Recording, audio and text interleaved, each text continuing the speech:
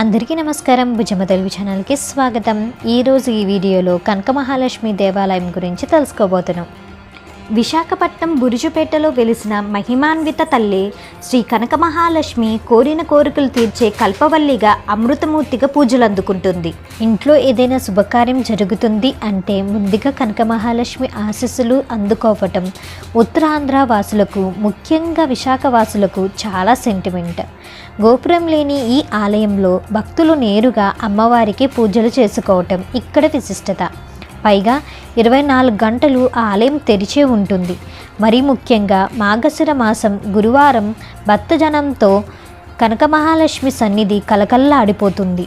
శ్రీ కనక మహాలక్ష్మి అమ్మవారు ఈ ప్రాంతాన్ని పాలించిన రాజుల ఇలువేల్పు. అమ్మవారు కొలువైన ఈ ప్రాంతంలో ఒకప్పుడు రాజుల కోట బురుజు ఉండేదంట. అందుకే బురుజుపేటగా పిలుస్తారు.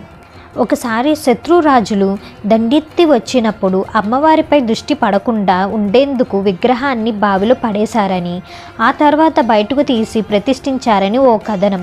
మరో కథనం ప్రకారం కలియుగ ఆరంభంలో సద్గుణ సంపన్నుడైన ఒక బ్రాహ్మణుడు దైవ సాన్నిధ్యం పొందాలని కోరికతో కాశీకి పయనమయ్యి విశాఖ తీరం వెమ్మడ నడుస్తూ బురుజుపేట చేరుకున్నాడు. మధ్యాహ్నం సమయంలో పూజా కార్యక్రమాలు నిర్వహించేందుకు, స్నానమాచరించేందుకు బావి దగ్గరకు వెళ్ళాడు.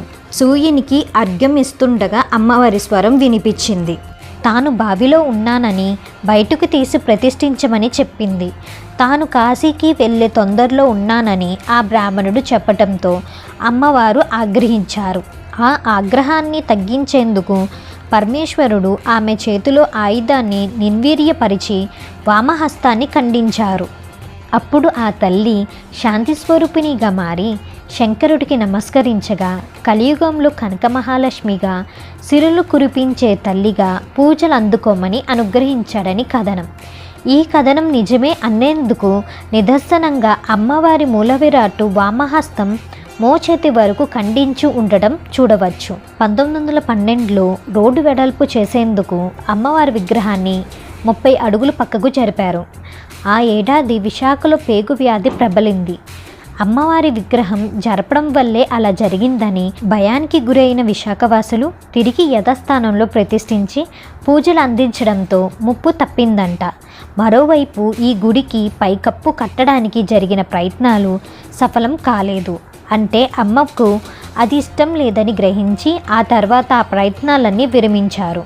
ఈ ఆలయంలో శరన్నవరాత్రుల వేడుకలు మార్గశిర మాసం చాలా ప్రత్యేకం. 5వ తనాన్ని ప్రసాదించే కనక మహాలక్ష్మికి ఏటా మార్గశిర మాసంలో మాసోత్సవాలు నిర్వహిస్తారు.